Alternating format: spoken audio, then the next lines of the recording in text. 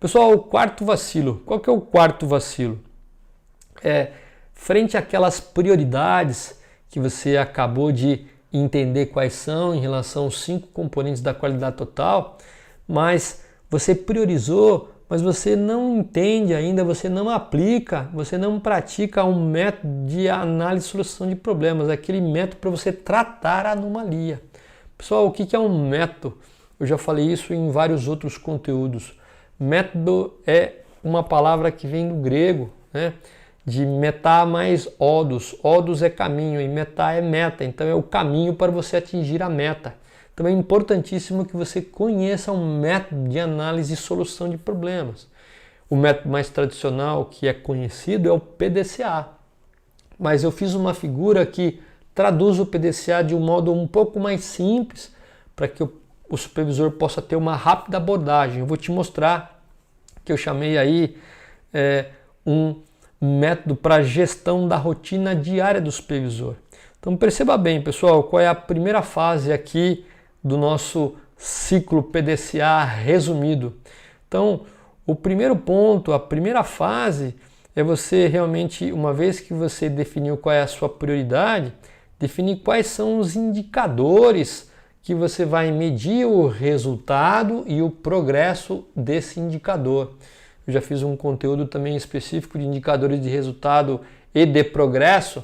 Se você tiver interesse, me diz que eu te informo para que você possa entender. Mas a primeira coisa é você estabelecer para aquela prioridade que você escolheu qual é o seu indicador. E dentro desse indicador, qual é a meta alinhada diretamente com a sua gerência e com a sua equipe. Ok? Então esse é o primeiro ponto. Definição de indicadores, né? Uma vez que você tem um indicador para aquela prioridade e você tem a meta estabelecida, qual é o próximo caminho? É começar a fazer análise crítica diária daquelas tendências que você tem em relação àquele indicador. Como é que aquele indicador está se comportando ao longo do tempo? Né? Qual é a variabilidade? Né? É uma variabilidade que a gente chama de causa comum, não tem tantos pontos para cima ou para baixo, caracterizando uma causa especial. Existe uma estabilidade, o indicador está estável, existe uma tendência positiva, negativa. Qual é a tendência? Qual é a média? Qual que é o desvio padrão? Parece que o indicador está caminhando em relação à sua meta ou ainda tem um grande desvio? Então, isso é a análise crítica em relação ao comportamento, e uma vez que você entenda a variabilidade desse indicador, você começa a se perguntar e fazer uma análise crítica em relação ao o que pode estar acontecendo. Né? O que pode estar acontecendo que esse indicador não tem a tendência que eu espero? O que pode acontecer? O que pode estar acontecendo que esse indicador tem tanta variabilidade?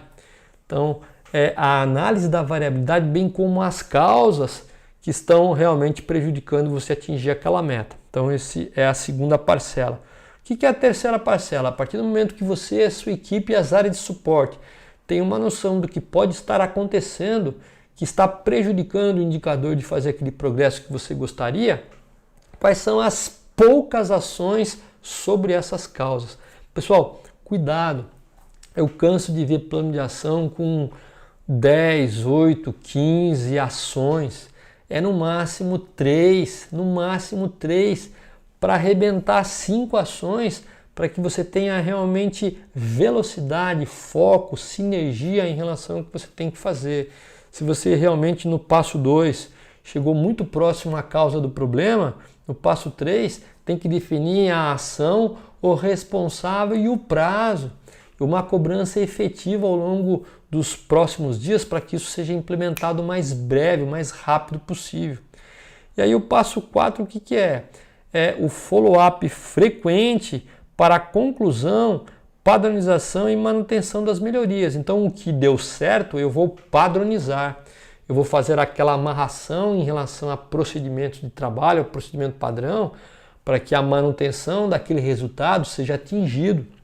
Ou se eu tomei algumas ações e o indicador ainda não está indicando que vai na direção que eu quero, eu preciso voltar na fase 2 e fazer uma nova análise crítica para entender quais são as causas do problema, tomar ações e começar o processo novamente.